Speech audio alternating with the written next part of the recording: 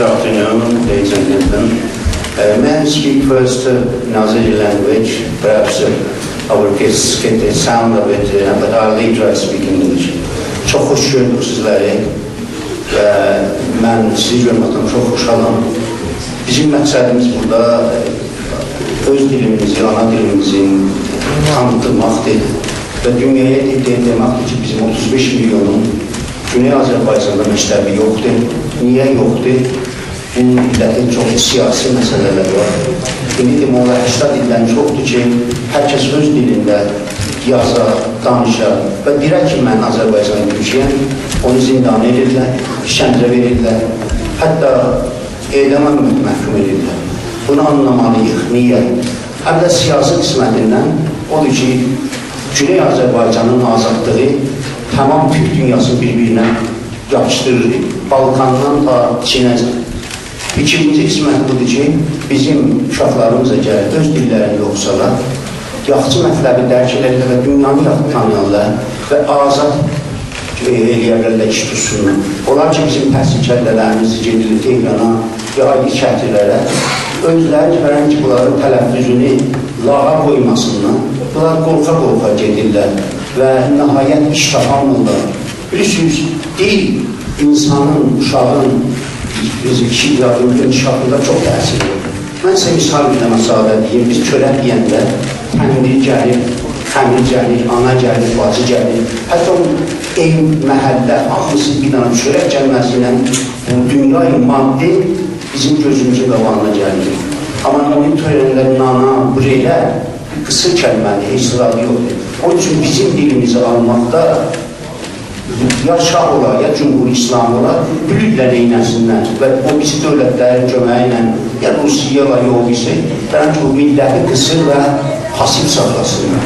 Ladies and gentlemen, today is our mother language day, or it was actually 21st of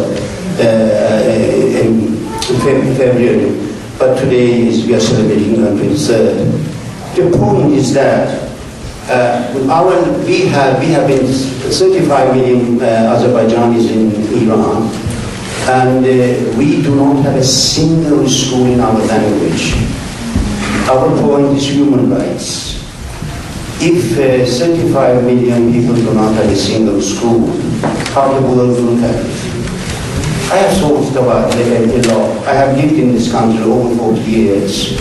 And I suffered a lot that I didn't have my mother tongue, I didn't learn. It's only just the pidgin language that I had at home, his mother and his sisters.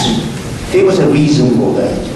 First was that Russia, especially Russia and other countries, didn't want South Azerbaijan have its own language, and connect, by this connection, the whole Turkish world will be connected to each other up to China walls. And of course, you know that history, of course, Dr. Our colleague will talk about history of Azerbaijan language, and Mr. Mashallah, and I think I'm just referring what is the importance of mother tongue in the development of children. You know, when we go to school, I remember when I was 6 years of age, I was forced and I was taken to school actually by force because I was frightened. I didn't know Persian. And when you entered in school, you had to talk other language you have never heard. Imagine if our English children here are taken to school and they're told that you will speak Latin, but Latin, nothing else. See what fright we put in their mind. And I was beaten by a teacher by not being able to say to go to toilet in Persian. And since then I left school. I didn't go to school until 1945, 1946, when the Democratic Party of Azerbaijan was established. And for the first time I felt that I exist. I have a language. I carry the book in my hand, which is written in my mother tongue. Of course, unfortunately, it just only lasted 1 year, and neither America nor Russia nor international powers wanted this government gone. Since then, for 80 years, our nation, Azerbaijanis, are not allowed to have school, are not allowed to write in their mother tongue, and if they do, as I did, we were imprisoned and tortured and banished from the country. When I was 21, I was banished from my country. I had to leave. I had to escape to Turkey and then come to Britain. And I'm grateful to Great Britain that I studied in King's College. Then I went after finishing my MA. I went to Edinburgh to my PhD, and I taught for 30 years as a professor at Edinburgh University in literature. And also, I must say that I have contributed a big book on William Blake to this country, and I did my works on William Blake's prophetical works because to show to the world we Azerbaijanis have a good intelligence, not every human being, because we regardless of religion, race, all human beings are creative. So we Azerbaijanis are one of those. And I show to the world that how pity millions of people like me are stopped being creative. And I am glad that my book was published in Britain and America under the title of The Haven and the Head of William Blake on the separate reason. My point is that we are in a really democratic country. I suggest that please use this opportunity for the betterment of this country, peaceful, make society more peaceful, and endeavor that you can earn something, gain something when you go back to your country or anywhere in the world, you can use it. This country is a great country, and I am glad that this house, this place is given to us, we Azerbaijanis, to get together. And I am most grateful to Lord Mayor and her colleagues, and I hope in future Azerbaijanis will cooperate more with Great Britain, especially land of great culture, namely Leeds. Leeds is not known yet as it should know. It is a great country.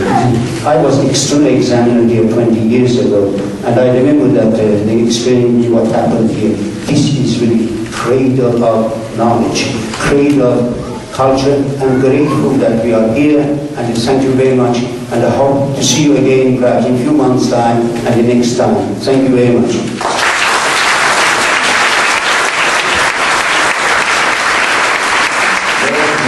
Councillor Judith Elliott.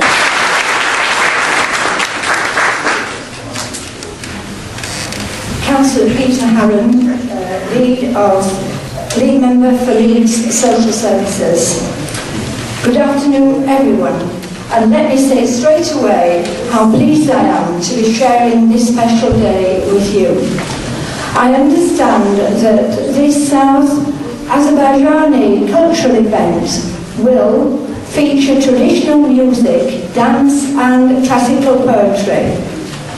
As your community fights to keep alive your mother tongue and you own particular culture, I am told that the Azerbaijani Turks are a relative new refugee community in Leeds, which is a city which prides itself on its welcome and inclusive nature, as it does in its vibrant, progressive and developing aspects. We natives of Leeds wish you well in this great city of ours, and on behalf of Leeds City Council, I, on their behalf, offer you the very warmest of civic greetings. Thank you.